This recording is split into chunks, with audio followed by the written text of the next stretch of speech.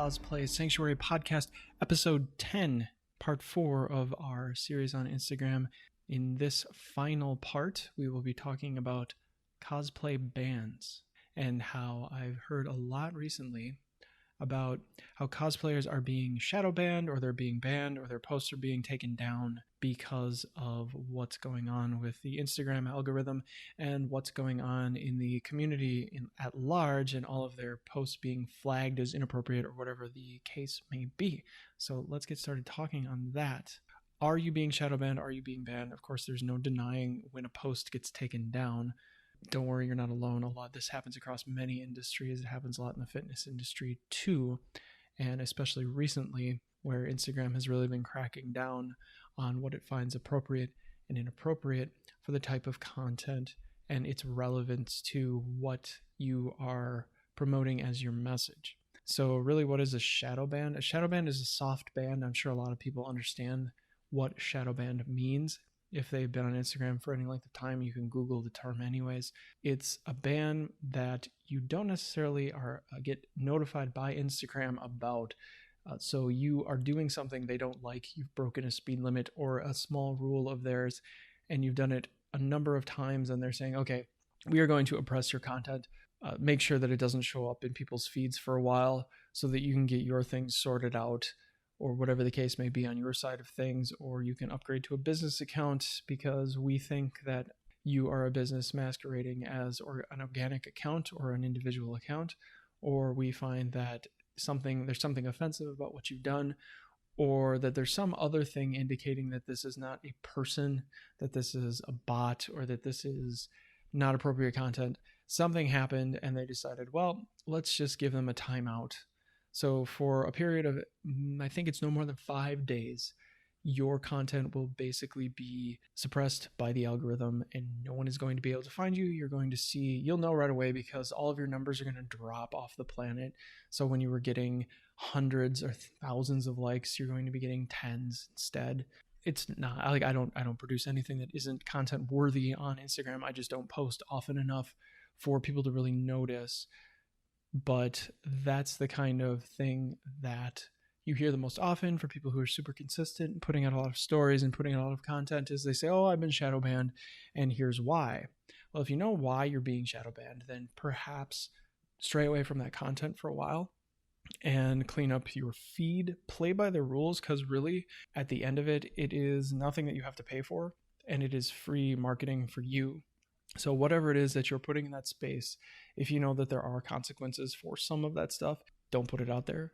But if you want to take the risk and see what happens, do it. I think the thing that gets people caught up the most, and what I see, it isn't that they're ultra niche. It isn't that they don't have consistency. It isn't that they have a good brand sense or that they have a good sense of putting out what is really relevant for them and what they're trying to build for themselves. It's really just a few items that become very difficult to dial into. The one that I see the most, and the one that is the most common, and why I would see that anything would be shadow banned in a cosplay community, is absolutely 100% your hashtags. Look at your hashtags, go over the last 6 posts that you've put out, and tell me, well, you don't have to tell me, but I'd like to see a comment. How many of those hashtags, whether you're using 30 or whether you're using 3, are exactly the same over the last 6 to 12 posts? So if you're producing content every day and for 5 days, you used hashtag cosplay, hashtag girls of cosplay, hashtag guy doing cosplay, hashtag DC comics, hashtag Marvel comics, hashtag all of these things over and over again. You see what I'm getting at? If you're using the same hashtags over and over and over and over, guess what Instagram automatically assumes you are? A business. So that is the only reason, like, if you put hashtag my business, every single one of these things, or hashtag the name of your brand, every single post, Instagram says, oh, this isn't rich content. This should be paid content because this person is trying to get a hashtag out into the market so other people use it, and that draws more attention to what they're doing.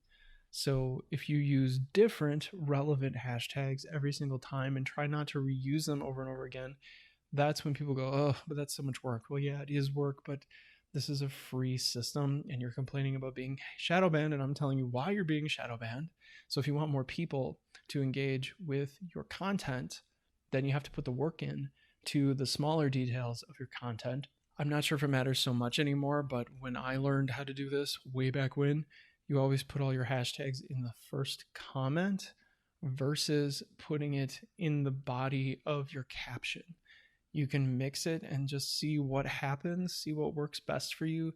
But if you do just put a list of them all in the body of your message, that really doesn't produce a lot of rich content for which Instagram to draw on.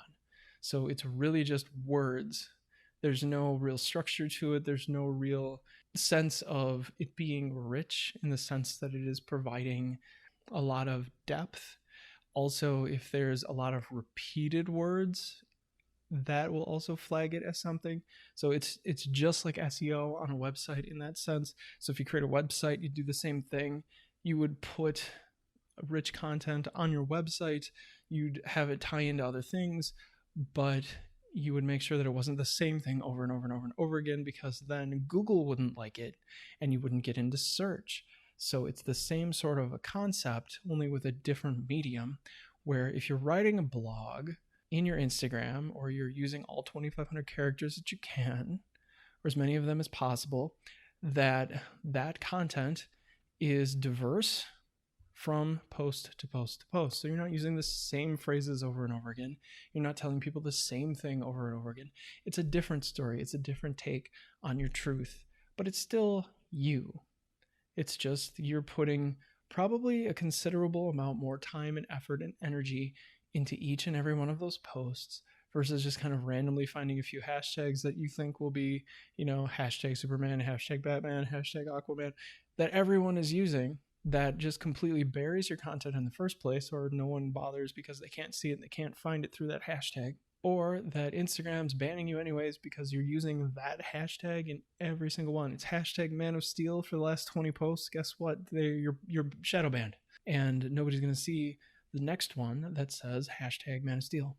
Even if they come there looking just for you, and that's probably the only way they're going to find you, is if they look specifically for you. It's getting around that ban, and being very patient with the type of content that you're allowed to put on Instagram. So that's really, I guess that really also explains what you can do when you are getting banned. So don't panic, don't stop. So you can still produce content when you have a shadow ban. So certainly just stay consistent and wait that out, because again, it really isn't about likes and follows. It's about the value of what you bring to the cosplay community. So if you're bringing value, you really don't have anything to worry about anyways. This is all going to happen for you. It just might take a little longer comparatively, and depending on where you are with it. Not everybody has the same level of success. I mean, if we all had 1 million followers on Instagram, it wouldn't matter anymore. It's a resource that's scarce, right? That's people are drawn to one thing versus another. It's all tastes and preferences. So you have to really niche down. You have to find your audience within that cosplay community, those people that you connect to the most, whether it's in your area or whether it's with the type of cosplay that you do, or whether it's really with a group of cosplayers within the community who do the same thing that you do. And maybe that's only 15 people. Like, it doesn't have to be 1 million people. If that's what you want, your content will have to develop and get very detailed in order to grow to that size. So if you're not already doing something out in the real world that's providing that level of fandom, producing it inside of Instagram with all of these new rules becomes very difficult if you're not consistent and you don't give it enough time and you don't really enjoy the process of doing it. Another thing that you can try to do to produce more rich content is to go on Instagram TV. The rules are a little bit different as far as how it goes or how it gets produced versus YouTube. It's really kind of a pioneered area. There's not a ton of organization. There's not a ton of really well produced or well choreographed or well organized content going into that space. It's very vloggy. There's a lot of niche content, and the people who are doing it really well are probably already established on a different platform, and they're bringing a lot of that in as native content. By native content, I mean they're not just copying and pasting a YouTube video into that space, they're reformatting it and sometimes even reshooting it so that it just goes into Instagram, because Facebook and YouTube don't get along, and Instagram is owned by Facebook. So if you're a cosplayer and you're having some struggles with the types of reactions or the number of responses that you're getting just by posting or just by putting up stories, you may try an Instagram feed, but also know that you have to be absolutely consistent with that content.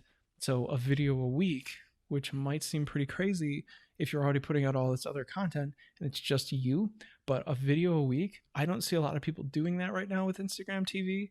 So that can really gain some traction, especially in cosplay, because no one else is doing, well, there are a few people doing it. I wish they would do more of it. Maybe you know who you are, maybe you're listening, but seriously, just get in front of the camera, try it out. Even if it's just you talking for 3 minutes about something that you did, like if it's just documenting what you do, that is going to add a lot of value to your brand or what you're trying to build with your Instagram. Or if you are frustrated with the bans, or if you're frustrated with not having enough people coming to see what you're up to, or there's just not enough views, or whatever the case is, first of all, don't focus on that. Try different approaches to rich content. If I see you make a trailer, let's just say with GeekVies, and I think they're doing a pretty good job of this, that they're going to put that on IGTV, they're going to put it on YouTube, they're going to put it in a bunch of different spaces, and they're going to make sure that they reformat it for whatever space they put it in. So it's going to be native to that platform, not just a copy. So, and that makes it very attractive to the algorithm, but also produces the clicks. That you have an expectation with all of that content, even though it's relatively inconsistent in Instagram's eyes, that you really want it to produce something for you, but you really absolutely have to put something out there weekly or clips daily in some cases, depending on what kind of clips they are or how in depth that you go with anything that you do. If it's episodic, like for example, at some point I will start to push podcasts and interviews into a video format. And the first place that I will go with that is Instagram TV, because it's a little easier to set up and you don't need as much equipment to do it. I don't need like a 3-cam setup with a bunch of audio mics and all this stuff. I could really do it almost with the equipment that I have now, and it would be pretty decent for that space, because it's a really new space and people are still trying to figure it out and what they're going to do with it and how it's going to match up with other things that are available on Facebook and on YouTube. YouTube being the really big DIY space to go, and a place that I wish that more cosplayers would use to enhance what they're doing online, because I just don't see a lot of videos cosplayers produce in that space. And there are a lot of different reasons for that. I think people really overthink what they have to put in that space. I would do more than just audio. Like I could put these podcasts up on YouTube. I wouldn't really have a high expectation of what that would produce for people. It possibly would give them a way to share it, but I don't think that it would really produce a lot of views because it's just audio. So it's a free way for you to get to the audio. You don't have to have Spotify. You don't have to have iTunes or anything like that. So there is some thought process that'll go into creating video. But IGTV, it's a really untapped area as far as Instagram. So it's in this part. It's kind of a wrap up for that whole platform, that you take a look at it and see if there is something that might fit for you in that space, to say, oh, well, we can, instead of just creating stories, why don't we push this out to 2 minutes and just have some back and forth, and we can just be talking, and it doesn't have to be super formal explaining what you're doing. So instead of creating that moment that goes away in 24 hours on Instagram stories, that you create something for IGTV in form of video, and that goes on a different tab on your profile. So now you have another avenue for more rich content. The more you have of that, the less chance you have of them having issues with you or thinking you're a business. The hashtags start to get diversified. You start to put a lot more thought into it. Just starts to turn up more instances for more content and you begin to build the engine. If I'm summarizing all of this information here about bans on cosplay, really just check into the type of content that you're producing, check into your hashtags, check into the phrases that you use, make sure you're not repeating yourself over and over again exactly, or plagiarizing. Hopefully you're not doing that, plagiarizing a bunch of things into your captions in order to think that you're going to get more people to read what you're writing or to click on the pictures. Use multiple pictures to get more clicks. Use rich audio or rich video to get more people or to get the algorithm interested in what you're doing. You have more ways to hit people in your audience with your content.